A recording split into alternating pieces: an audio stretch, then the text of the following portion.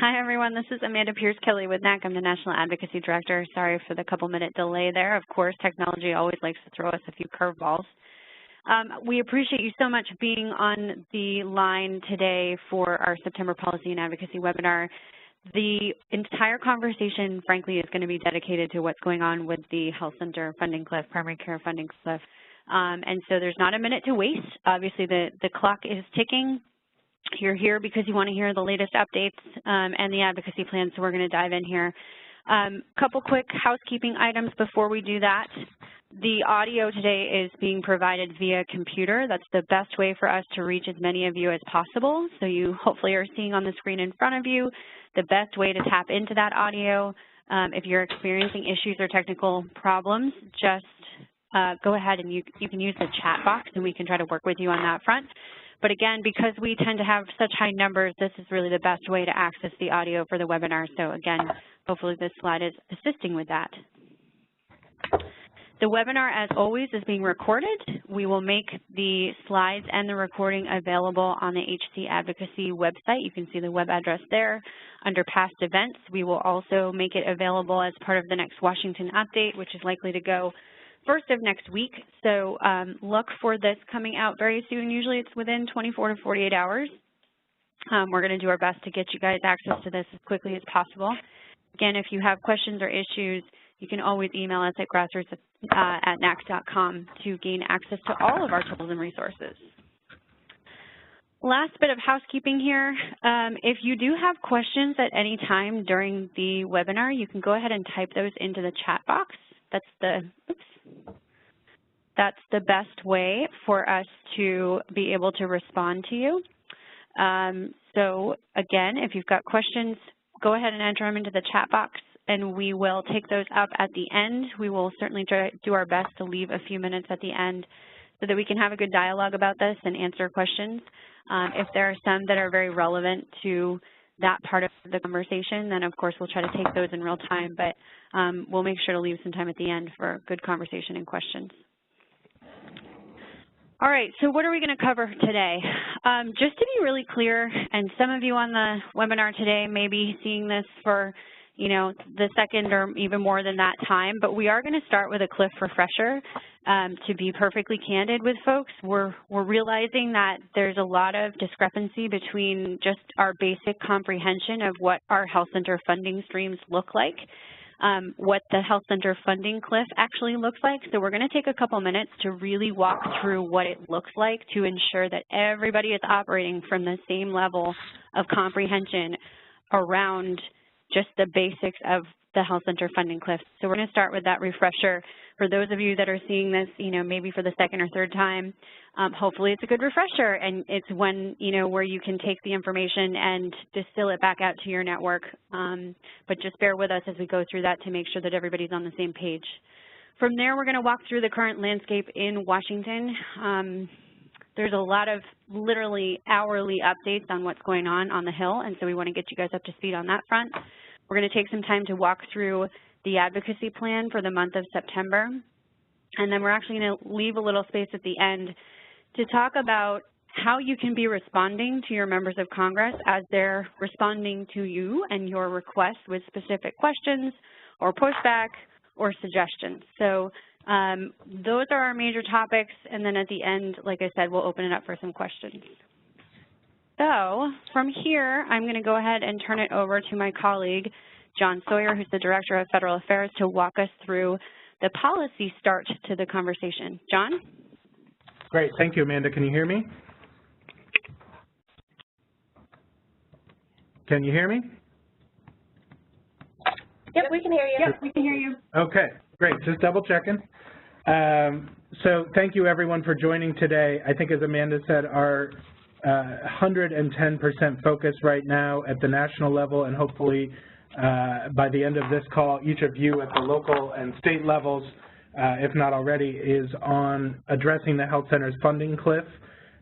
Before we get into our next steps and strategy and where we stand, we do always like to go back through the very basics to make sure that everyone is working from the same songbook in terms of what is the cliff, how did we get to where we are, and where do we stand. So as folks will recall, in 2010, First, in the Affordable Care Act, a dedicated pot of money, a fund, was created for 5 years really to drive growth in the health centers program.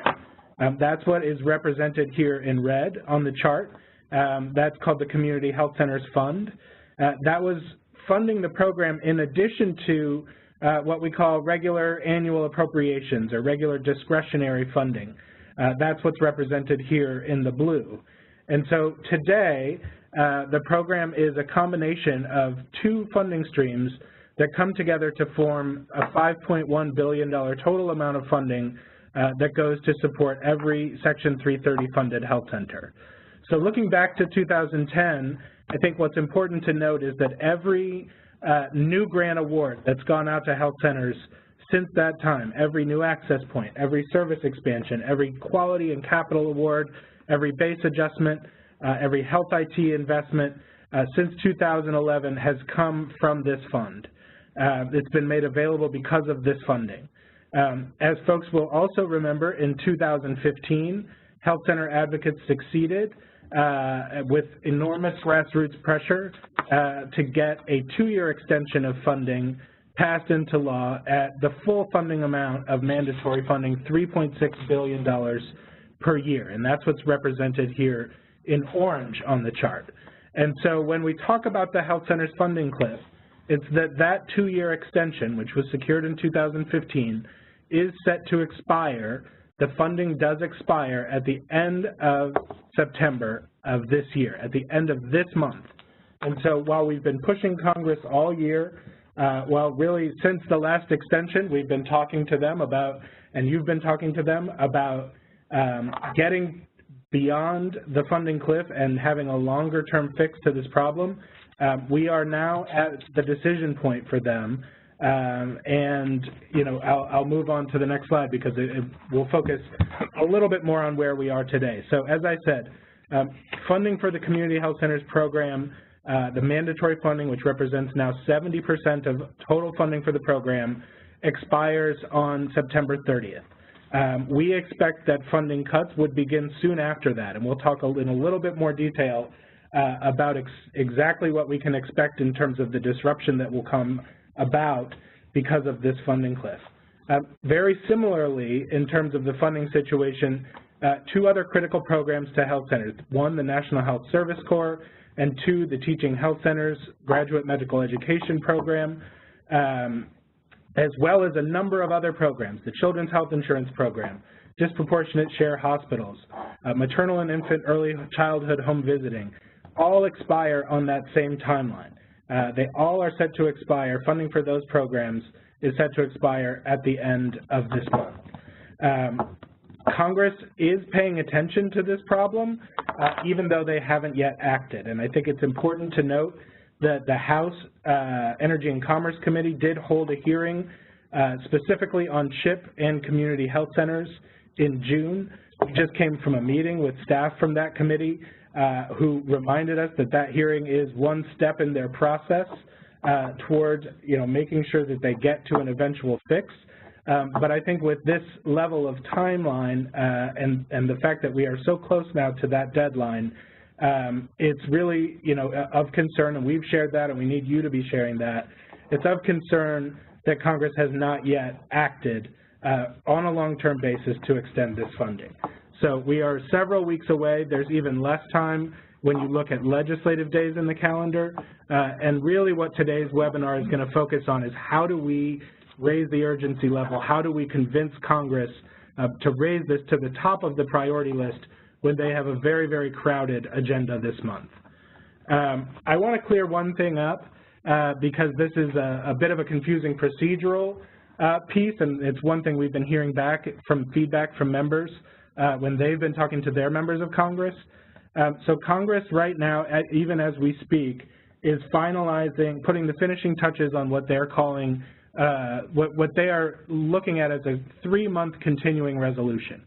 And what a continuing resolution is a bill that extends funding for most government programs, but only appropriated programs, only discretionary funding on a short-term basis. It's basically autopilot for government funding. It prevents a lapse in funding that would then lead to a government shutdown.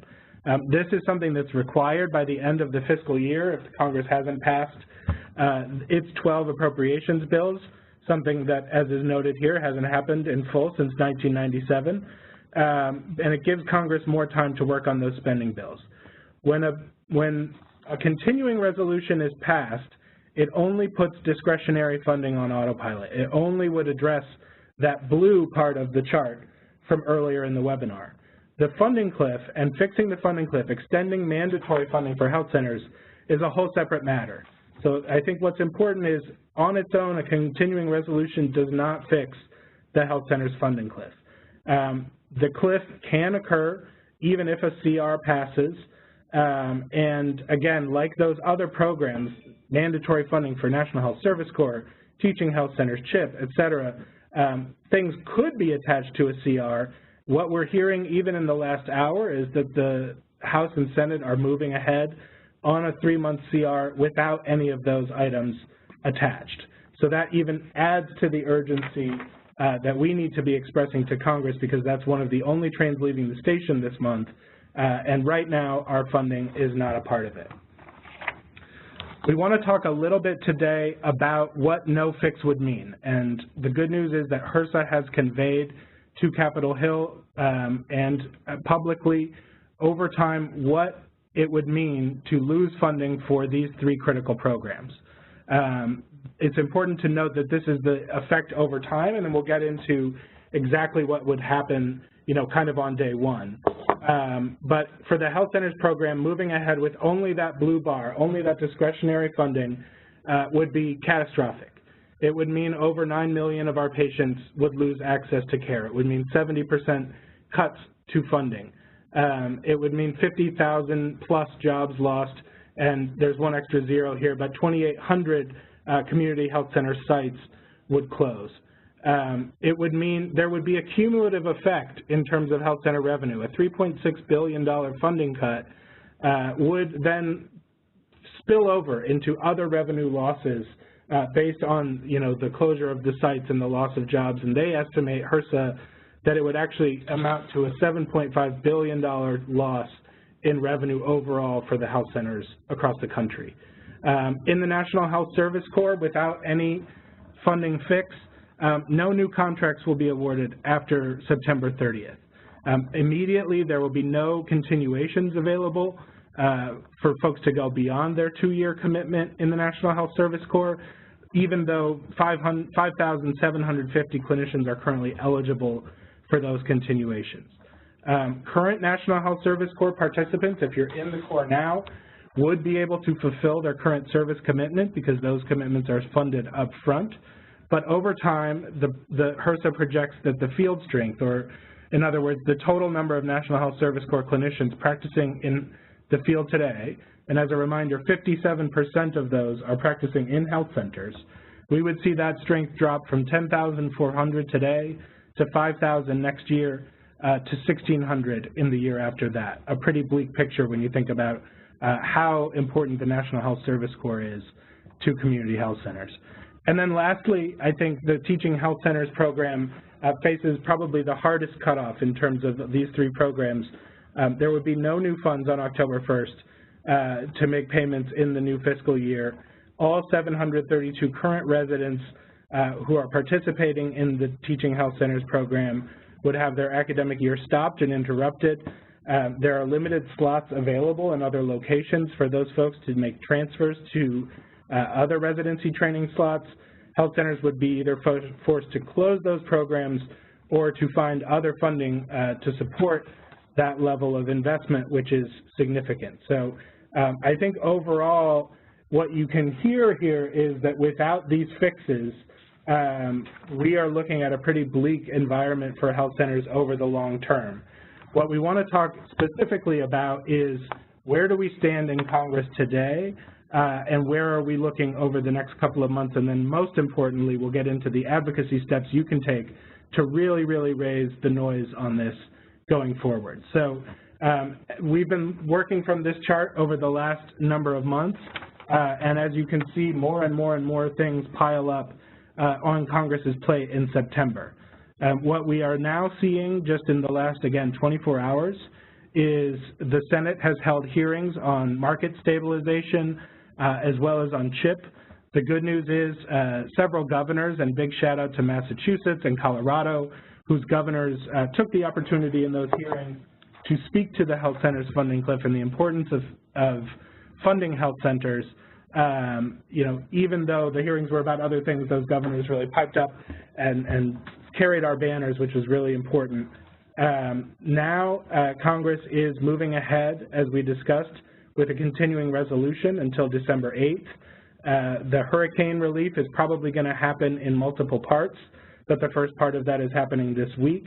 And they've also now made a deal with the President and the congressional leadership to raise the congressional debt or the statutory debt ceiling for another 3 months. So what we're looking at now is the pileup of things that has been in September is now being pushed to a new pileup of things to be in December. What is not clear is what's going to happen with health centers funding, whether over that short period of time or hopefully over a much longer period of time. Because as you can see here, the Community Health Centers Fund, Teaching Health Centers, and the National Health Service Corps, as well as several of those other programs, including CHIP, still the funding does expire at the end of this month. So one thing to note here, those of you who are health center key contacts or state legislative coordinators, you have heard from us, and many of you have already planned, and some of you have already executed, even right now. We're attempting to now have meetings taking place with every member of Congress over the next 2 weeks. So thanks to those of you who have gotten that notice and have acted, getting text messages from folks from Capitol Hill right now. But we really need to keep up that pressure in terms of those in-person meetings, as well as all the advocacy steps that we'll lay out here. So where do we go from here? I think one thing that's really important to know when we talk about all the different possible scenarios here, everything from, you know, no fix to a 3-month fix to a 2-year fix or a 5-year fix at current funding levels or increasing funding levels or decreasing funding levels, I think it's hard to believe to the common observer that Congress hasn't figured all this stuff out yet. But the reality is we don't know what a fix is looking like because Congress also doesn't know. We just met with committee staff and they said we've been instructed to plan for all possible eventualities.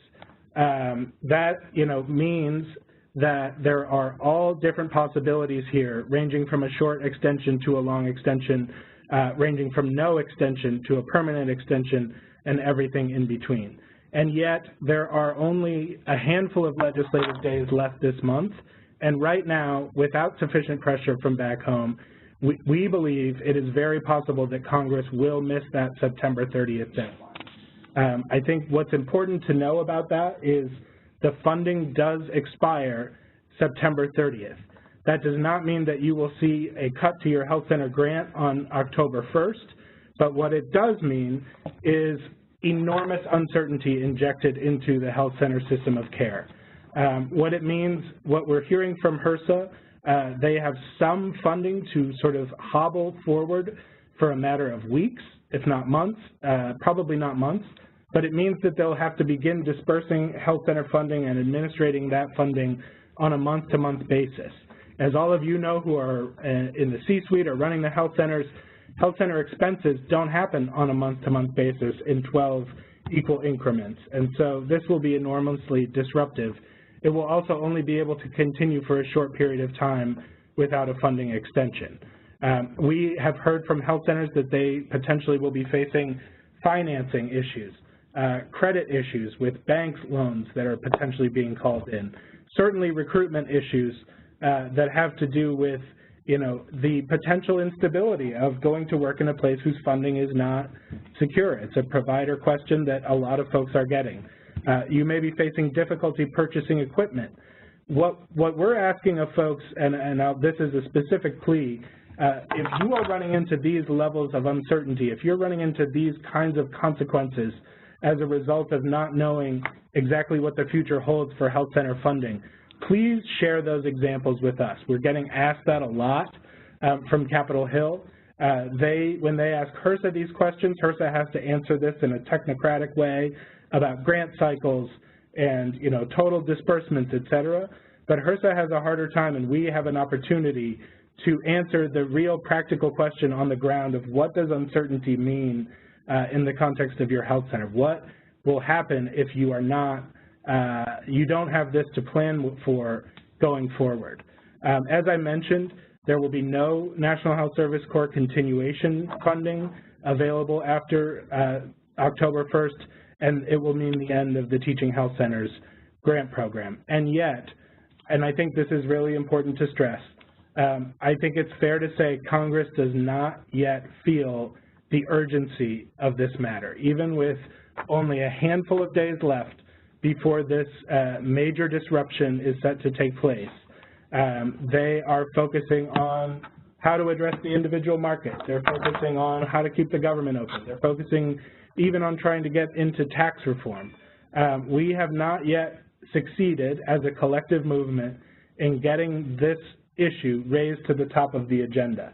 And I don't have any doubt that we can do that if we all put our shoulders to the grindstone here. I'm mixing metaphors, but if we can, you know, absolutely commit with some of the steps that the advocacy team is now going to lay out to raise the volume, to raise the noise. Every time we've had reports from people's in-person meetings, we're getting really good intelligence. People are moving the ball forward, but we really need our health centers weighing in with their members of Congress. We need those members of Congress weighing in with the decision makers on this, that's the leadership and the committee folks. We need people taking public action. So at this point, I'm going to turn it over to the advocacy team to really walk through exactly some of the things you can do today, right after this webinar, to really add to that chorus. So thanks. Thanks, John. I am going to wait for you to hand the ball back over to me so I can start flipping slides here. But the one thing that I would say is you've heard it now from the horse's mouth. John is up on the Hill all day long, every day, along with his team, just beating the bushes and meeting with every member they can to try to get this moving. And I think what he said and what I hope folks are hearing repetitively is that they are not feeling the burn on this. They're not hearing the urgency that this needs to get done. And so the plan that we're laying out hopefully is going to help you guys to see the actions that you can take immediately to get Congress to pay a little more attention urgently. So what is it that you can do? Okay, here we go. The first thing is that you heard John say it a couple times, and I've said it, and you've seen it in the communications, but the biggest thing is to produce volume for the entire month. It's not going to be a short game right now. It's short game in terms of the clock is ticking, and we only have until the end of the month. But when we talk about volume, that needs to be every single day from now until the end of September or until such a time that Congress acts to get this done. We are asking every single health center advocate to take action repetitively and in a number of different ways, and to get loud and frankly to get a little angry, because Congress has had quite a while to take this up. We don't question the support of so many members, which is a wonderful gift that you guys have worked really hard to produce, that support, but support is not enough. We need action right now. So the big thing about the plan for the month is that we're going to be asking advocates to focus on specific actions each week of the month. And so what you have in front of you here is just a quick layout of what this actually looks like. Right now, we are currently focused on social media. We know that social media is one of the most effective ways to advocate to members of Congress. The way that our system works is that it actually enables you to direct post to your members of Congress right to their account, whether it's on Facebook or on Twitter. The other thing that's really wonderful is that if you do that through the system, it plugs something in so that we can say, okay, we know that Joe Smith from such and such a community was able to take action and let their members of Congress know how important this is and make that post. So when you get that message and you say, boy, you know, we see that you haven't taken action, that's all we're looking at. We're just, the system is able to tell when you use it in order to make that post. But the point is, right now, you've got to be focused on social media. We're asking everyone to really turn out the troops in that front. Almost everybody's got a Facebook page. More and more folks are joining Twitter, and I can tell you that 98% of your members of Congress are on social media. That is one of the best and biggest ways that they pay attention to their constituents back home, the issues that are most important to them. So this is not lip service. So please, if you haven't already, this week is just dedicated to posting across social media. Next week, we're going to segue into email, hitting up our members of Congress every way we can. It should continue with both social media and then adding on that layer of email. And again, I will go back to volume. It is not going to be enough for them to just get 20 emails on a particular issue. We have to turn out hundreds, thousands of messages to get through the amount of chatter and the number of demands that are being placed on Congress right now. So please, whether it's social media or email, just be prepared to really turn up the volume and turn out the troops on this. The last couple weeks of the month, if we're still pounding the pavement on this, we are going to do multiple call-in days. Those will be national call-in days where we'll be asking folks to rain down phone calls on all of their congressional members, telling them urgently that we need them to act before that September 30th deadline. So this is the schedule. This is what you all should be prepared for. I want to be clear that each of these things are available right now. We'll get into that a little bit later, but now you can see this is what the rest of the month looks like, and we're counting on you guys to help carry us through. So specifically on the social media piece and what we're asking for right now, there's 3 different objectives around social media and how folks can be active on this.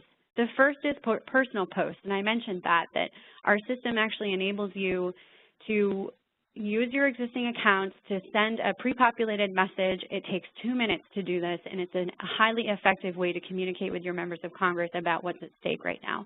You can alter the messaging any way you like. Obviously, you're limited to 140 characters if you're using Twitter, but the point is to make this your own and to get loud. So that's the personal piece. We are also asking for anyone that has an organizational account on either Facebook or Twitter to post something to your followers and to your community about what's at stake.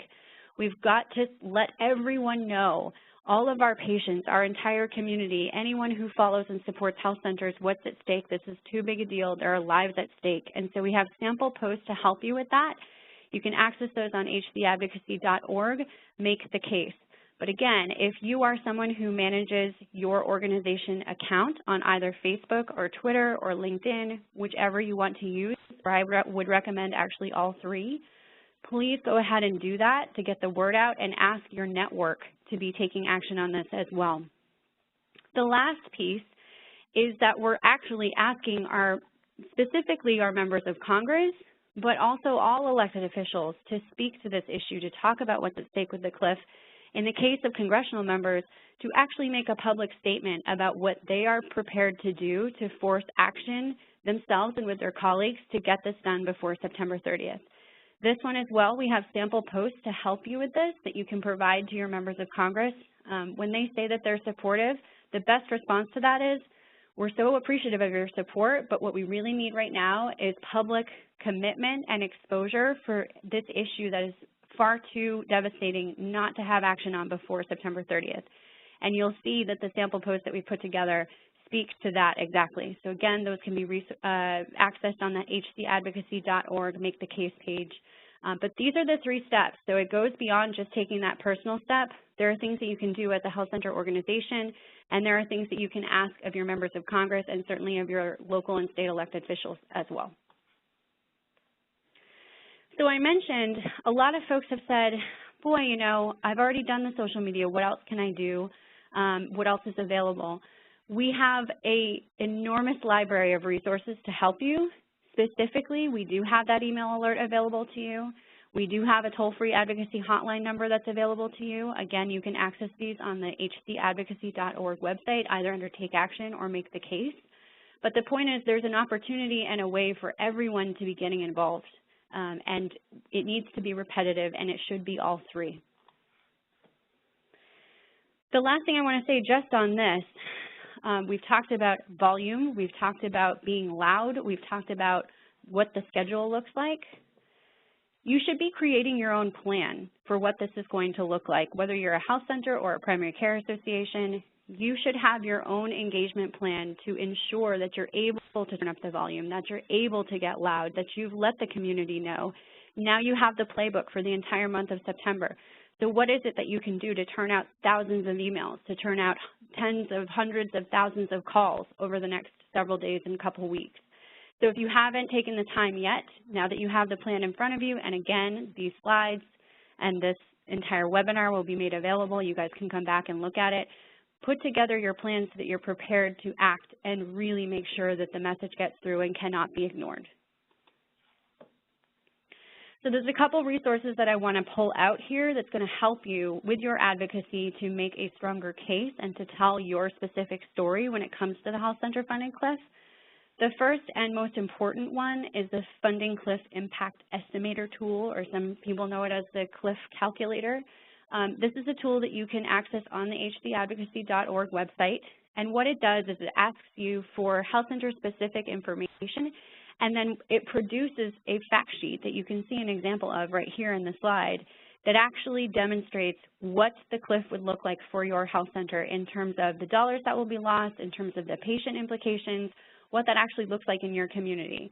So if you have not done this yet, or if you've not done it since we've had new data, meaning 2016 UDS information, please make sure you go in and use the Cliff Calculator Estimator tool to ensure that you've got up-to-date information that you can share with your members of Congress. This is a really, really effective way of telling your Cliff story at the local level. And you see here there's a bullet, good data leads to stronger advocacy. One thing that I have seen over and over and over again is that the most effective advocacy combines the personal with the impersonal. And what that means is telling your personal story and what this is going to look like in terms of human impact and combining it with the data, with the figures, with the dollars. So again, take advantage of these tools. We've gone out of our way to make them as easily accessible as we can, and it will make your advocacy that much stronger. So you can see there's a trend here that we keep going back to volume.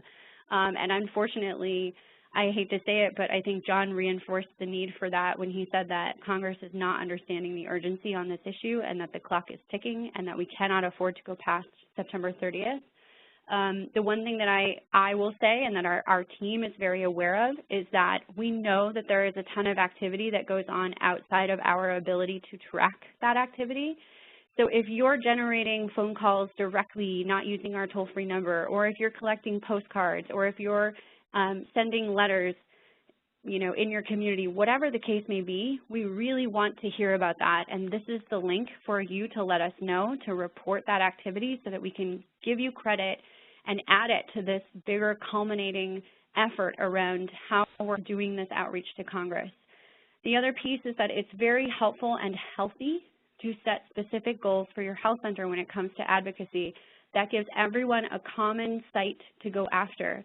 So if you haven't thought about that, consider setting a specific goal, whether it's a certain number of emails or phone calls or social media posts, whatever the case may be, we can help you with that as well if those activities are something that go on through our system. So I'm not going to go through these step to step simply because I think folks can visit the website and find all of these materials, but you've heard me reference a few different times that we do have a ton of wonderful materials and resources to support you in your advocacy. They're all located on the hdadvocacy.org website. The one thing that I don't think we've included here but that we do have available is media templates. One of the other spaces that we really need to be covering and making sure that we're shouting loud is in local media. So we have a template letter to the editor and a template op-ed to help folks tell their story at the local level. Some of you may have just done this during National Health Center Week. I am here to tell you that it is time to do it again. I think folks might be a little bit squeamish. Boy, I've been having this conversation, or I just called, or I just emailed.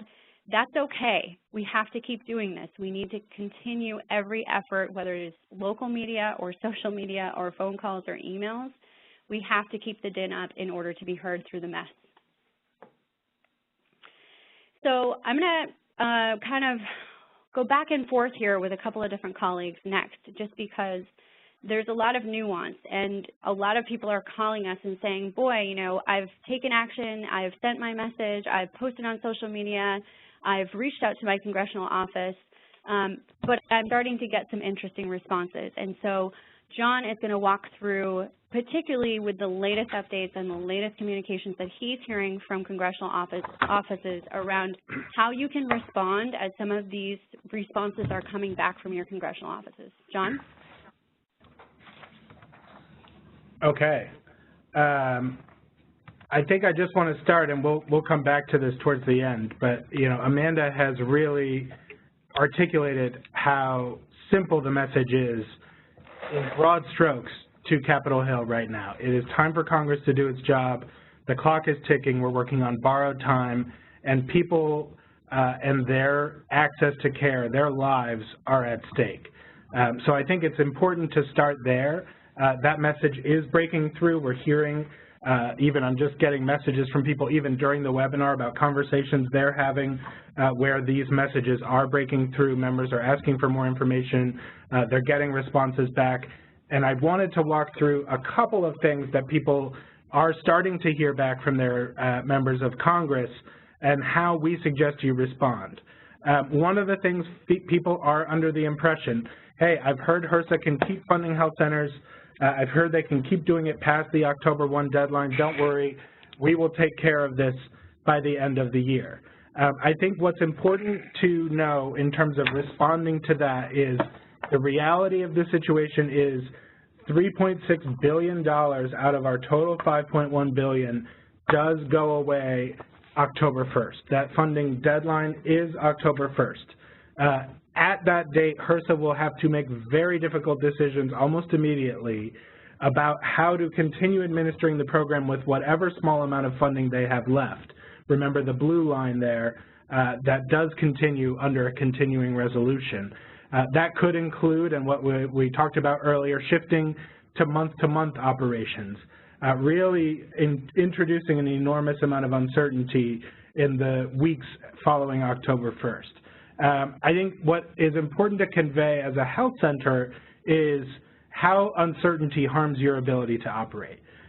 Your small businesses, you've made a commitment to your community. You've made a commitment to your patients.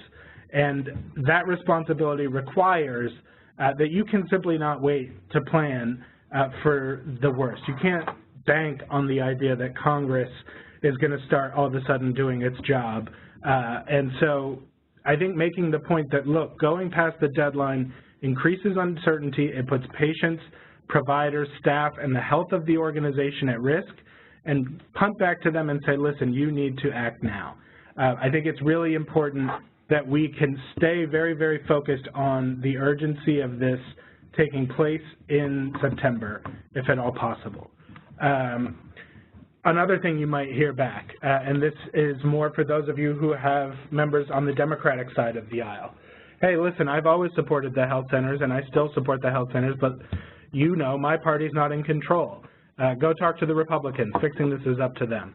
Well, one thing that is different about doing this, as opposed to the ACA repeal debate earlier in the year, for instance, is it will, by definition, require a bipartisan vote in the Senate and almost certainly require a bipartisan vote in the House, because there is a block of conservative members in the House who are unlikely to vote for any package like this, and so they will need Democratic votes in both cases. So we need every single member of Congress to speak to this issue, to act on this issue, to act publicly on this issue, and, you know, as we mentioned, with such a crowded agenda, what every member of Congress can do is begin to really raise the noise and help us break through with congressional leadership, with the decision makers. And the other thing we can ask of Democrats is, look, if we're hearing that funding reductions are being considered, even over the long term, we need you to draw a line in the sand and commit that you will not vote for any proposal that reduces funding for community health centers. So there are a lot of things that every single member can do, regardless of what side of the aisle they're on. And if folks are telling you, hey, I'm supportive, we're going to have a whole list of steps of things that you can ask them to do. A common question you might get from your members of Congress when you're asking for an extension of funding, typically under their rules, they have to find ways to pay for these kinds of extensions, and so they may turn to you and say, look, you're asking us for money, how do you propose we pay for this extension? In our view, that's not a fair question of Congress to ask of an advocate. Figuring out what a package looks like, figuring out what programs are in, what programs are out, how it's paid for, over what period of time it is, those things are their job. Your job is to come and advocate for the patients and the communities that you serve. It's to demonstrate as clearly as you can what an effective steward you are of those federal resources, how you're putting them to use, how you're delivering, how you're getting bang for the buck.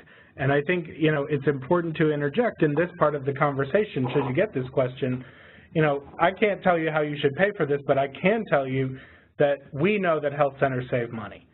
Study after study after study has demonstrated that whether it's through reducing access or reducing use of the emergency room, reducing hospital admissions, managing chronic disease, health centers are saving the healthcare system money, and it's paying off in the long term. We're a smart investment.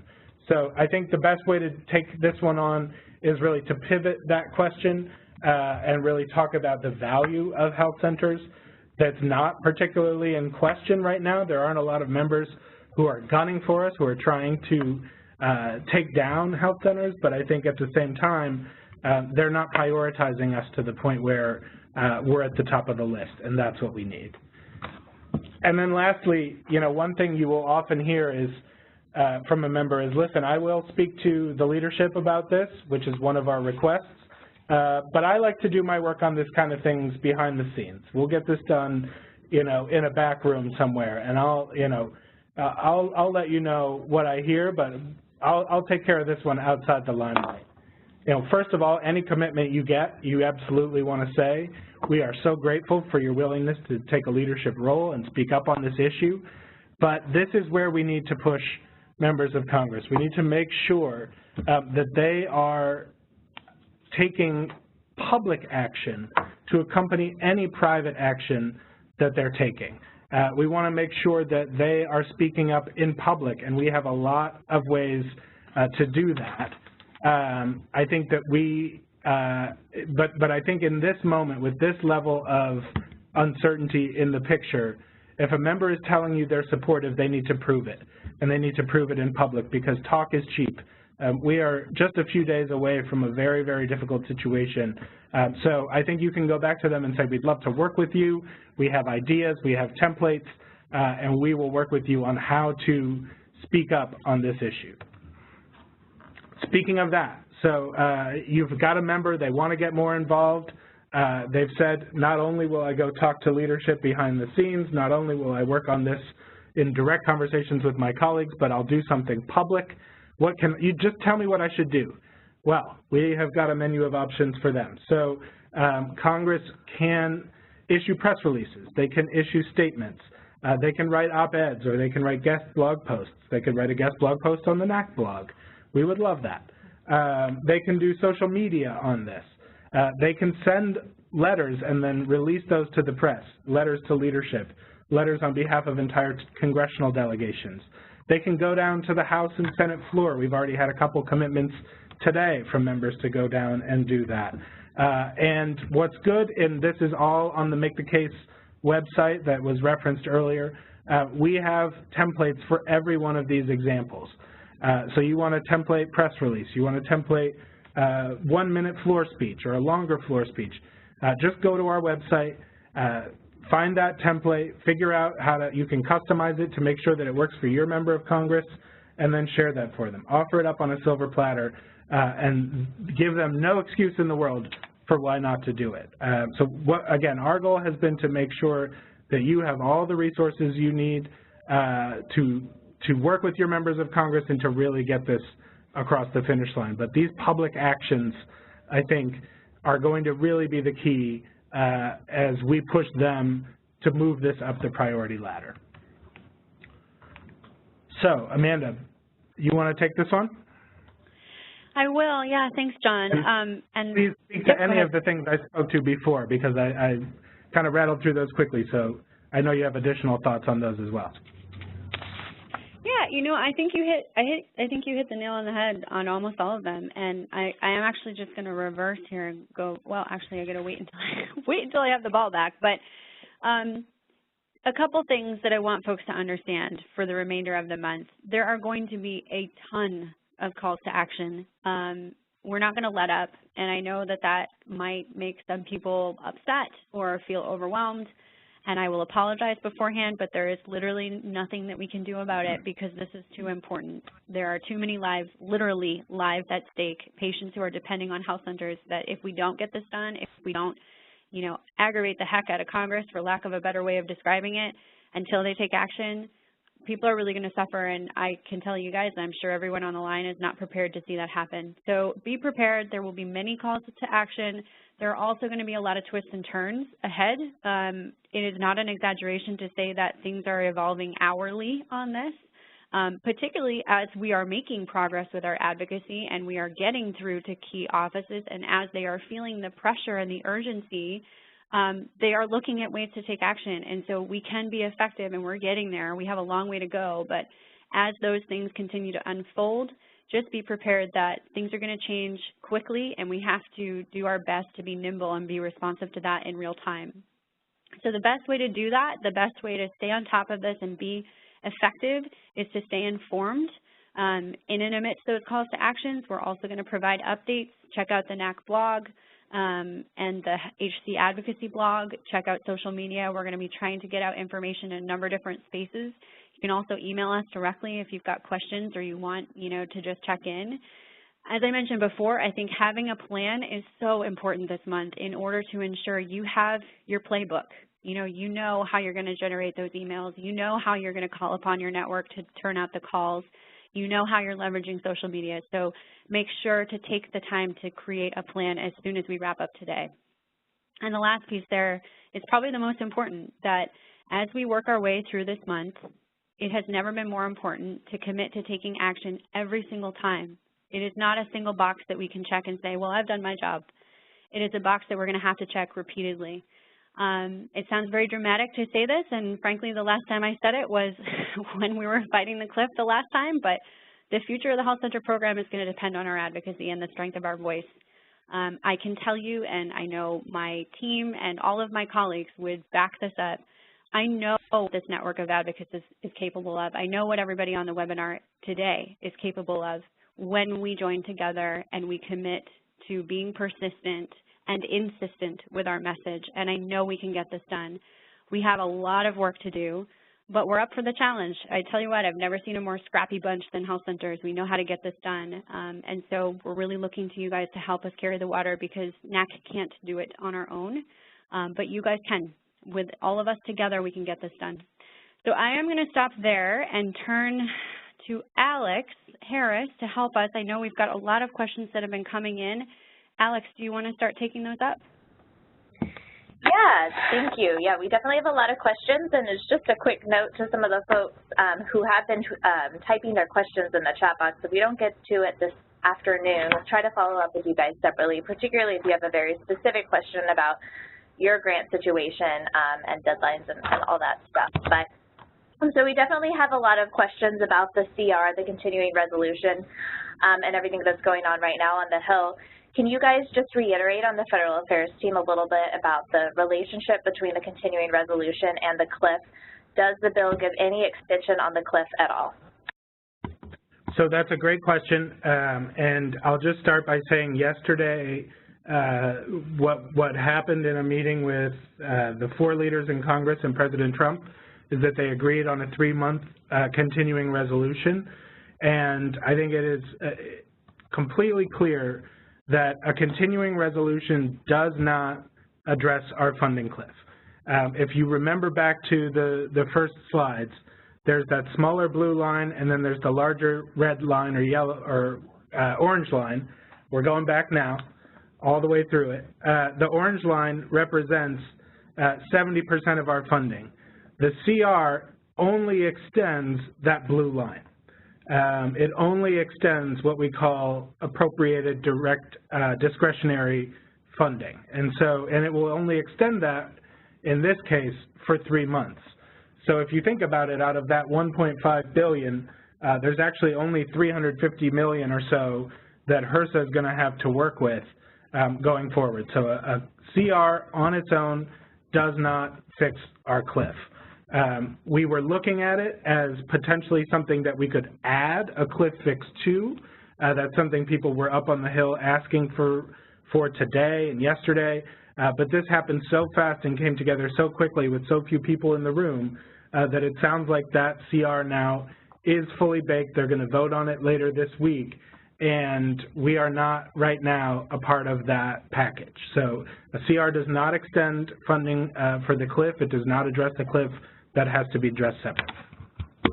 I want to just, John, chime in because we got a good clarifier question that relates very specifically to what you're speaking about. And the clarifier was that the $1.5 billion that we see across the bottom blue line there only applies to health centers that existed before 2010 versus the health centers that came after 2010, which would be captured in the $3.6 billion on the top half. And John's going to get into the nitty-gritty, but the short answer on that is no. This has an equal effect to all health centers, and because over time, even if you came after the larger investment that came after 2010, this is an equal opportunity cut, unfortunately. So, John, I don't know if you want to dive in any further on that.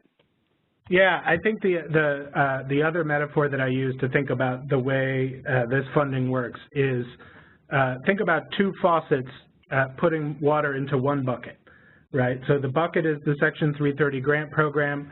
You have two different streams of funding, but at the end of the day, all health center grants are coming out of that same bucket. And so if we pour 70% of the water out of that bucket, what's left is going to have to be divided up amongst all health centers. And that's why we really talk about this, and the cliff calculator, which I will say our research folks say there's a new version coming soon of the cliff calculator. The math is all the same, the numbers will be the same, but you can personalize it, add your health center's name and other things. I promised I would get that plug in. All the more reason to check back often to the Make the Case page. But the cliff calculator will talk about a 70% cut to your funding, and that's regardless of when your health center started. Alex, do we want to take up some more questions? Yeah, so another question about the CR is whether or not Medicaid and Medicare reimbursements would also be affected by this funding extension. So that's also a great question. Medicaid and Medicare are handled entirely separate from the appropriations process. Those are what are called entitlement programs, and so the way that they work is as long as you qualify for those programs under the rules, Medicare and Medicaid are required to pay for, whatever part of the cost of your care they pay for. So these kinds of programs that are extended under a continuing resolution are more of your grant programs, roads and bridges, education, labor programs and other things, and any number of healthcare programs. But the big public insurance programs like Medicare, Medicaid, or the exchanges, the marketplaces, all of that continues ongoing outside the context of a CR. Good question. Awesome. So we have a few more questions here. One about whether or not there's some sort of bill number that we should be advocating for or against, or a section of a bill that would be helpful to refer to when addressing our representatives about the cliff.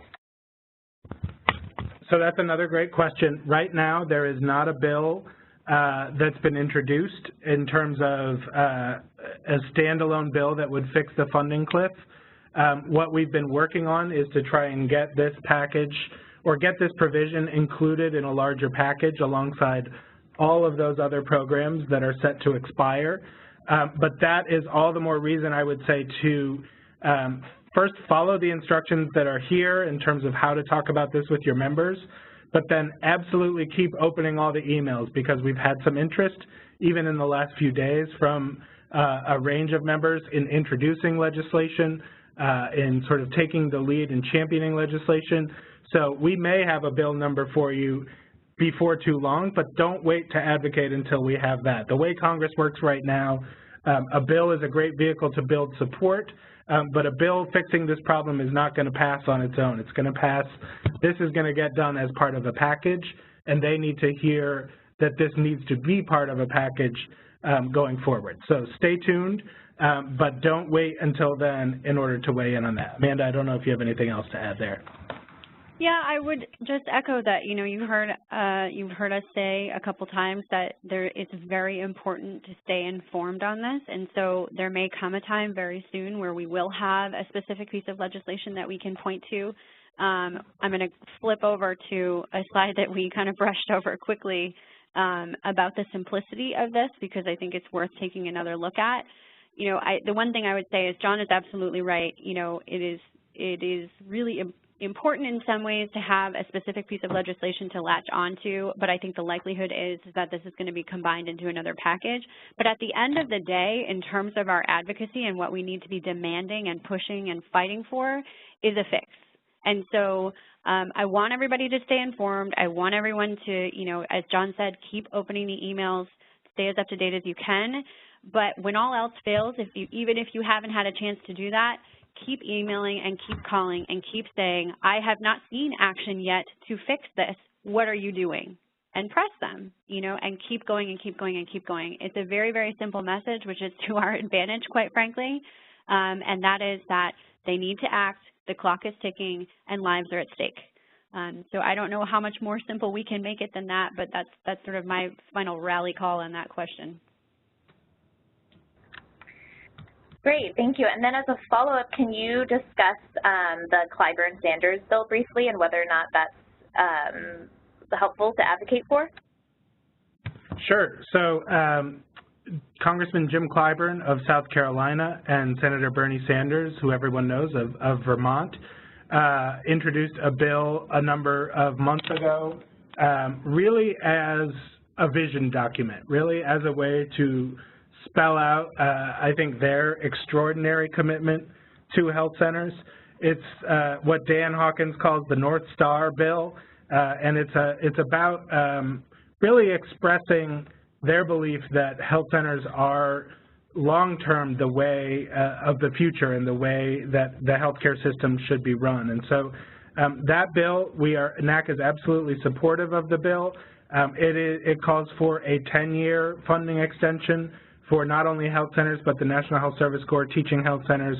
It calls for between doubling and tripling annual funding for those pieces. And so, you know, there's no reason why we don't believe that that should be the case, and we're supportive of those policies, but in this environment, that's not a bill that has bipartisan support. We tend to want to advocate for bills and provisions that are able to gain bipartisan support, and Senator Sanders' office and Congressman Clyburn's office are absolutely on board with that strategy. What they see is, you know, we want to set the vision, we want to set the mark on where this program can go, but they also want to be in the room working to make sure that a bipartisan solution passes at the end of the day. So absolutely supportive. No reason not to ask your member to sign on to that bill, but I think the more important issue, the more important immediate challenge is simply addressing the giant cut that we face here in a few short weeks. Awesome, thank you, John.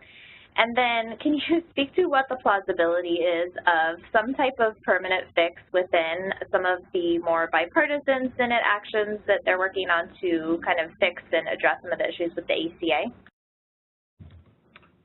Sure, I think that's a great question. I think, and just to give a little background for folks who maybe aren't paying quite as much attention to what's going on in the Senate right now, but there have been several hearings after the bill to repeal and replace the ACA, the various proposals there all died before the August recess for lack of support. There are several hearings happening in one Senate committee right now on how they can address stabilizing the marketplaces, specifically the individual market and the exchanges, making sure that plans have the stability that they need in order to stay in and continuing offering policies on those exchanges. I will say, I think, number one, I think those efforts, while they're important and they're well-intentioned, are by no means a done deal. You still have a significant number of Republican offices who see that as giving in to the ACA. You still have a number of Democratic offices who would rather see scrap the ACA and go forward with more of a single-payer plan. So I think within the context of, even within the ACA, despite those hearings and more calls for bipartisanship, we're by no means there on market stabilization. I don't think that that's necessarily an opportunity for a permanent solution on the health centers funding cliff. Some of it has to do simply with the scale. Some of the market stabilization stuff that they're doing, it's important, but it's not terribly expensive.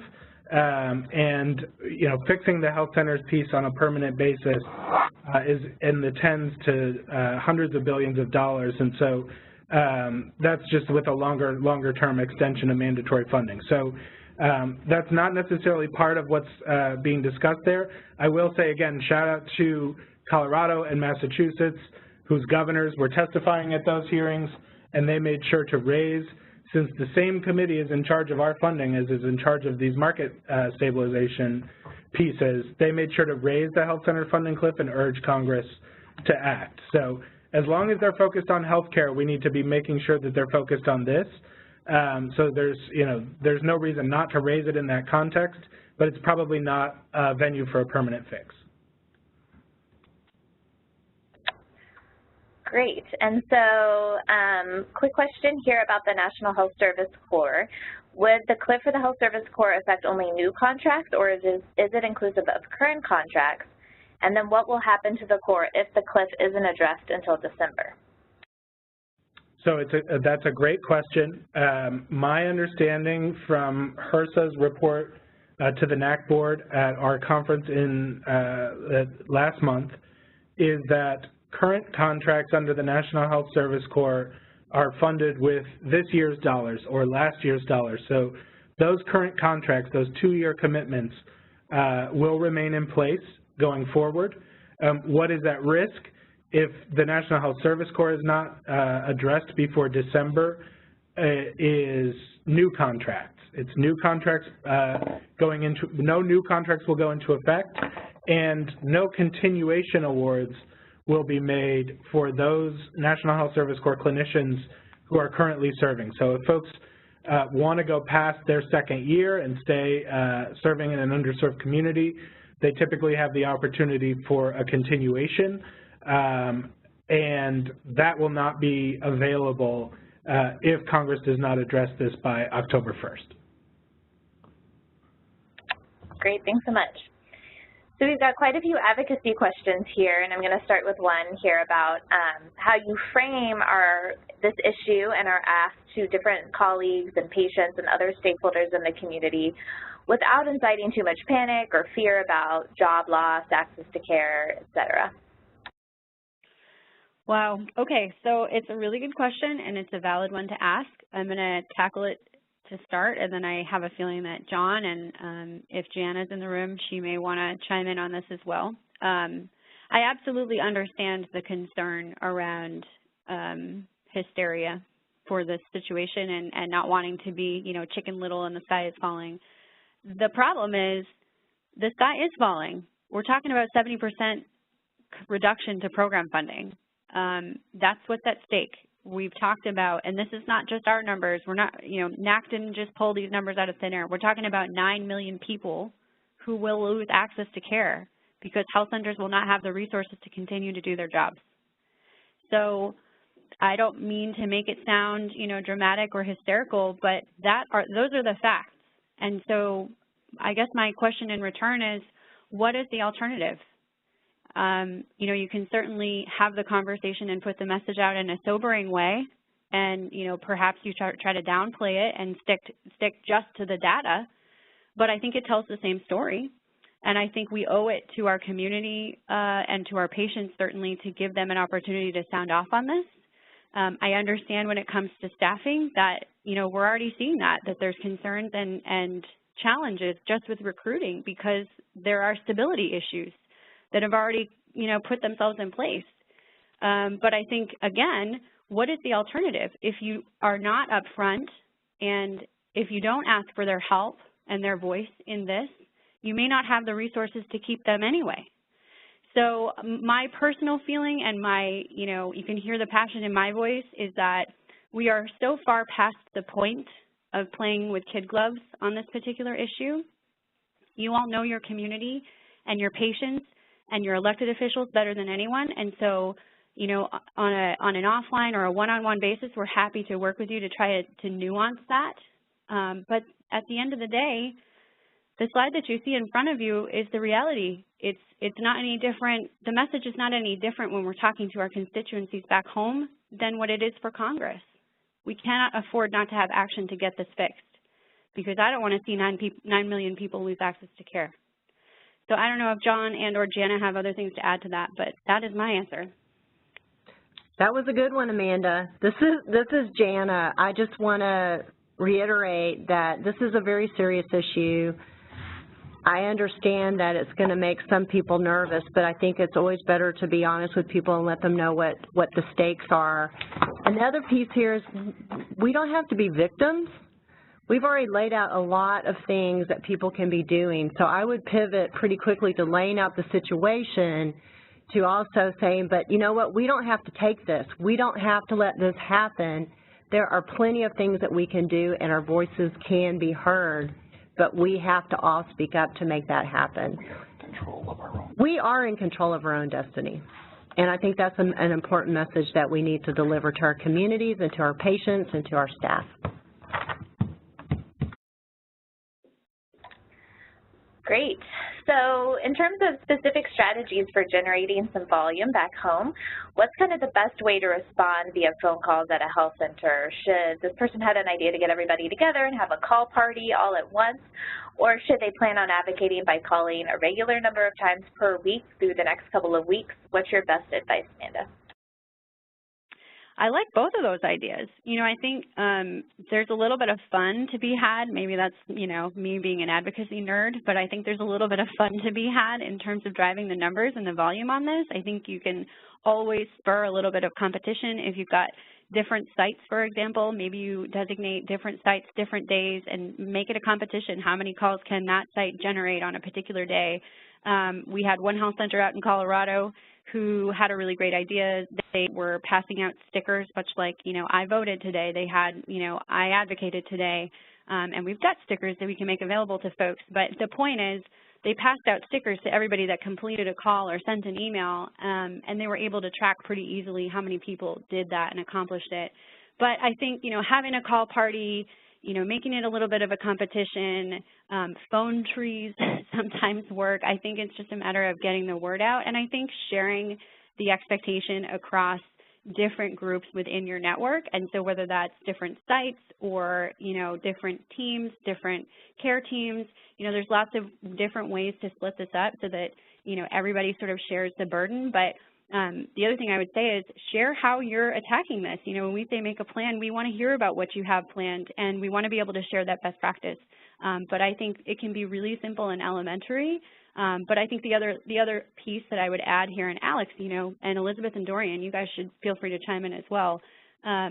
I think recognizing people who step up to do this is really important, and we certainly want to do that. I am so grateful for the response that we've seen already, and we need more of it, of course, but that's the only other piece that I would work into the plan is giving folks a shout out when they do make those calls, send those emails, and make those posts on social media. Awesome, thank you. So can you speak to any of the resources and handouts and materials we have on HC advocacy, including anything people can bring specifically to congressional staff that explain the CLIF and, also materials that you could hand out to patients, for example, in health center communities? Alex, do you want to tackle that one? Sure. So on HC Advocacy, we have a bunch of stuff in different places, so I'll go over a couple of the main hubs. The first I would definitely take a look at is our Take Action page. You can access it by pressing the middle button when you go to hcadvocacy.org. And that's going to give all the basic action steps that individuals can take, things like posting to social media, sending an email, making a phone call, and that's the best page that I would recommend you guys sharing with patients and people in the community if they're wanting to take action. But we have flyers in both Spanish and English that are pretty general, just getting people involved in advocacy if you want a way to kind of communicate and connect with your patients on some of these issues. We have like storytelling postcards, and different images that you could print out if you wanted to create a sticker or a badge or something like that. We have all that stuff on our HA Advocacy Spread the Word page. And then the Make the Case page, which you'll see a screenshot of here, is probably the best hub for you guys who are on this webinar because it's going to have all that supportive resources. So we do have updated talking points on there. We have the link to view recordings and slides from previous webinars. We have our CLIF impact estimators and charts and handouts that you can bring to your congressional staff.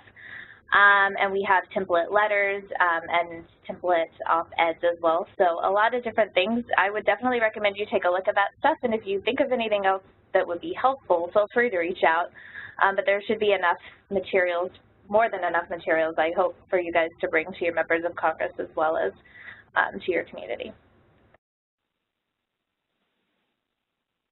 Okay, and we'll go on to the next question. So when you're talking to a particularly conservative member of Congress about the CLIF issue, maybe somebody who's not as, who's a lot more fiscally conservative, what exactly would you say to express this issue and the urgency of this issue, and anything from tone of voice to particular facts that you would want to emphasize? So I can start on that one, and then I think John's going to want to chime in. The one thing I would say, which I'm very, very proud of, because the work that has gone into creating supporters out of even the most conservative and among the most progressive, the wonderful thing is we really don't have, I can't think of anyone, and this is going back to the Policy and Issues Forum back in March, I didn't hear about a single visit with a member of Congress or their staff where they were just outright in opposition to health centers. They really do appreciate and support us. But I think it's a good question in terms of knowing your audience. And for someone that's very conservative, I think understanding what's going to resonate with them. And so in that particular case, yes, you want to, still speak to the human impact, but I think it's also looking at the data, looking at the cost effectiveness, looking at the damage that will be done in terms of the ripple effect across your community, the jobs that will be lost, the savings that health centers yield in terms of keeping people out of the emergency room, any number of things. And again, a lot of the resources that Alex just walked through can help to paint that picture. But I would just encourage you all to feel confident that, regardless of where somebody happens to sit in the political, sort of rainbow, we're very fortunate. They really do understand for the most part, and I think there's always a way to get them to supportive and hopefully a yes. John, anything else to add? Yeah, I think you really covered it. I mean, this is kind of a dated reference, but I remember one of the first years I worked at NAC, we had on our appropriations letter signatures from Ron Paul. So those of you who remember Ron Paul, probably one of the more conservative members of Congress of all time from Texas, and Dennis Kucinich, who ran for president far, far, far to the left. And so there's basically no member of Congress who wasn't somewhere between those two. I think that, for a conservative audience especially, what do conservatives value? They value cost savings, keeping federal spending down. They value small business, efficiency, and they value local solutions to problems. And health centers fall into all of those categories. I was lucky enough, hopefully the Wisconsin folks are on the line, but I was lucky enough to sit with them and Speaker Ryan earlier this year. He spoke up about his support for health centers in that meeting, and the advocates who were sitting there said, tell us why. Tell us why do you support community health centers? And it was just what I said. He said, you're local, you're cost efficient, and you save the system money overall. And so, he is as conservative as they get, making the case for, the value of the investment in health centers. And I think that all of those points about cost savings, about local impact, about local control, and about being small businesses who are really some of the biggest employers in some of our communities. All of those are critical points to hit. Great, thank you both. So any suggestions or advice you all have about how to respond to a member who says that they have already been a vocal supporter on one of the other issues that are expiring, such as the Teaching Health Centers program or CHIP, and they don't want to dilute their message by also speaking up in support of health centers? I can feel the smoke coming out of Amanda's ears right now, so I may let her take that one. But no, I think it's a fair question, and I'm happy to chime in after the fact because it's something some folks are hearing. Okay, John knows me too well.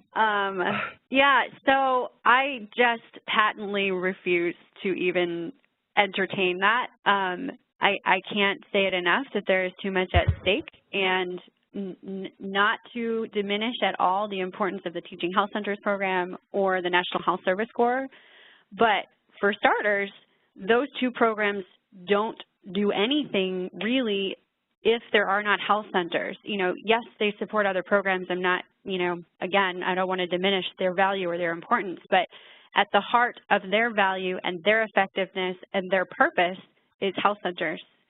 So you got to start with square one. You are not diluting the message to start with the health center message. If you want to weave in the National Health Service Corps and the Teaching Health Centers program, by all means, that certainly needs to be a priority if it is to you and your community. But I think to disregard or exclude health centers from your advocacy or from the conversation is missing the point entirely and very irresponsible. I think I would Oop, you're on mute, John. There you go. Okay. Sorry. I think I would just add, you know, it's important when someone speaks up to that, just as Amanda noted, the health center, especially when it comes to teaching health centers and the National Service Corps, but even some of these other programs, all of these pieces fit closely together. Whether it's safety net hospitals receiving DISH funding, whether it's the Children's Health Insurance Program, of which health centers are serving hundreds of thousands of kids covered by the Children's Health Insurance Program. They don't exist in vacuums. And, you know, one piece of evidence to that, earlier this week, with an effort that we organized, 77 national organizations sent a letter up to Congress, this is on the NAC website, that basically spoke to the importance of extending all of these key priorities. Because we started meeting with those groups, whether it's the pediatricians focused on CHIP, whether it's the safety net hospitals focused on DISH, we started getting together in a room with those folks almost immediately after the last extension and said, look, we are all stronger together on this. We all need to make sure that we're playing on the same team. And so, you know, you are in a unique position as advocates to illustrate exactly how these programs fit together on the ground and why it doesn't make sense from a political standpoint or an operational standpoint for a member to be sort of more supportive of a teaching health center than a health center, or more supportive of CHIP than community health centers. So I wouldn't take that for an answer. If they say they're supportive, ask them to show they're supportive. We've got a menu list of options of ways for them to do that. Hopefully we'll have even more, potentially even a bill in the coming weeks. But we need them on record. If they're telling you they're supportive, they need to show it. Great, thank you both. So speaking of some of these other issues, different programs that are set to expire soon, can you talk about how we're partnering with some of our other national organizations on this issue? Absolutely. Just I got to that a little bit with the letter, which I think has been the culmination of a really great effort. We're partnering closely with a lot of the children's advocacy groups who are working on CHIP. Some of you know First Focus. They're 3 floors below us in our building. We see them all the time. I have a meeting at the pediatrician's office at 8:30 tomorrow morning to talk about that with all the other physician groups, the family physicians and others. Just got off the phone with the American Cancer Society, who has really followed this issue and been a great partner on health center funding for any number of years now. Amanda can certainly speak to all the collaborations that we had during Health Center Week and on an ongoing basis, but I will just say, and I think she'll echo this, leveraging those partners is something that we're trying to do at the national level, but we really need that effort replicated at the state and the local level. State societies of medicine, local chambers of commerce, all of these other partners that you're working with every day are a critical target in terms of who you can turn out for your advocacy. So Amanda, I'm stealing your line a little bit, but go ahead maybe on that piece.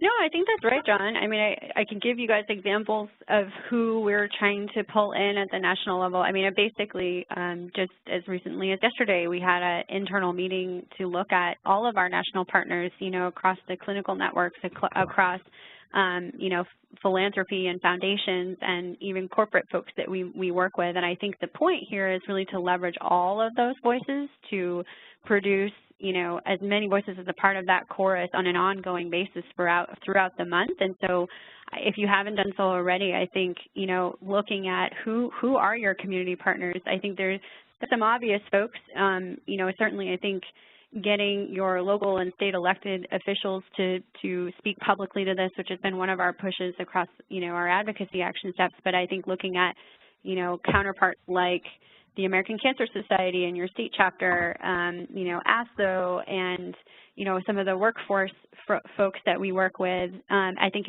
in the corporate side, you know, if you host an annual meeting, for example, on the Primary Care Association side, or if you're a health center that, you know, produces events in the community at times, or you just finished National Health Center Week and you had sponsors, you know, I think even those folks, who do you bank with? It follows the same model, frankly, and I think there's value in as many voices as we can leverage to echo our message and what's at stake in terms of the cliff, but I think sometimes it's the less usual or unusual suspects that speak to this that really stand out across the chatter because they're not used to hearing, you know, various partners or corporate, you know, supporters be the ones to sound off about the importance of health centers, but in fact, they know as well as anybody else. And so I think it's just having those conversations, and we do have some template materials to help with that if folks are interested. Great, thank you. And so we've got a lot of questions, specific questions about people's different grant dates and very specific situations, but can you speak again generally about when health centers will really start feeling the effects of the cliff if Congress does fail to take action, i.e. like when will health centers no longer be able to draw down funds, or will these funds be dramatically reduced? So I think what I want to make clear is we believe that people will start to feel the effects of the cliff immediately because the uncertainty injected into the system, what it says about the stability of this grant program over time, if Congress does not act by October 1st, we think will have ripple effects out into the community. And if that's already happening, that's the kind of thing we really need to hear from you.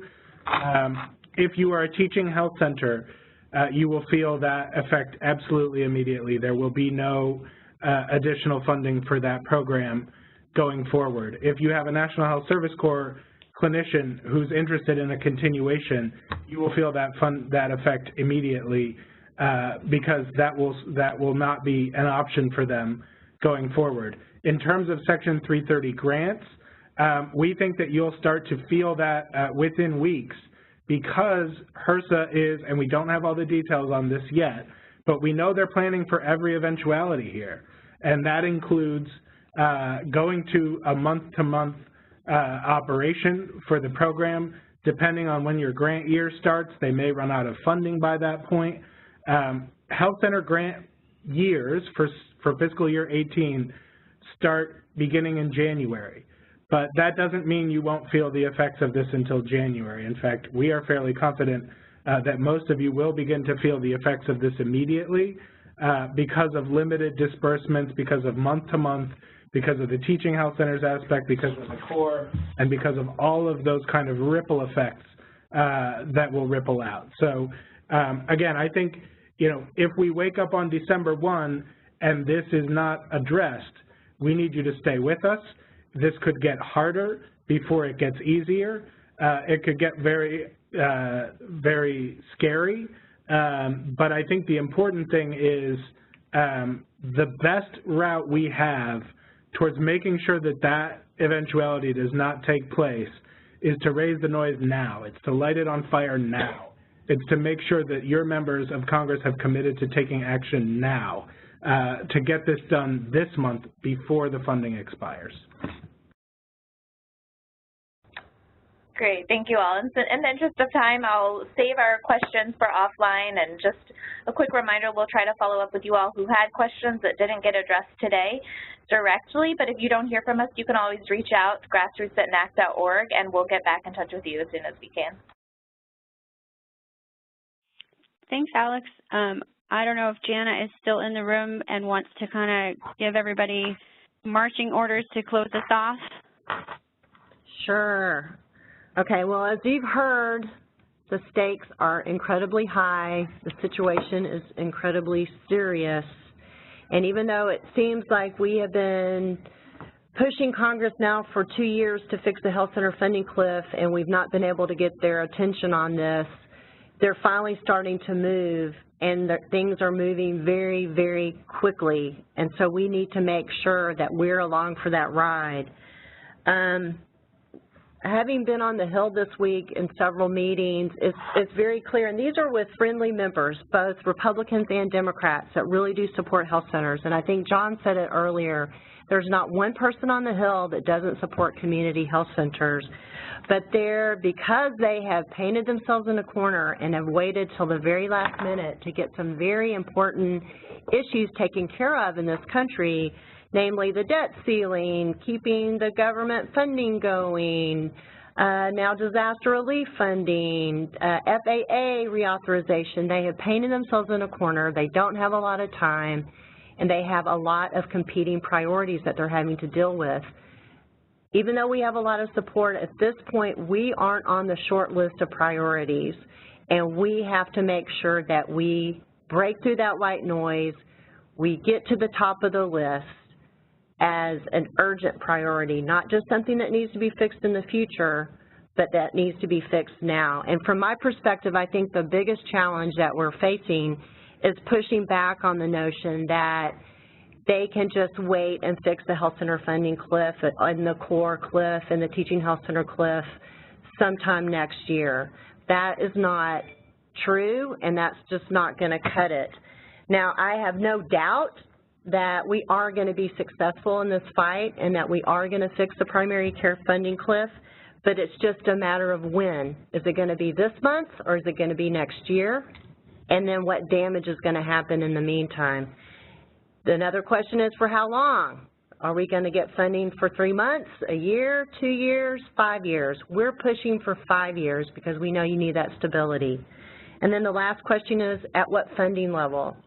We're arguing that we need full funding. We need the full $5.1 billion. We're too valuable to the healthcare system for them to start dealing around with our funding level. So we're pushing for all those 3 things. I think we can get all those 3 things, but it's going to take a heck of a push and a lot of work on all of our parts. But we've done it before. The price is too high for us not to be successful, so let's get busy and make it happen. Awesome. Thanks, Jana. And thanks, everybody, for joining us today. You can always reach us at grassroots@nac.com. We're counting on you to help us get through this next month and get Congress to take action. Can't thank you enough, and you'll be hearing from us fast and furious. Thanks again, everybody. Have a great night. Take care.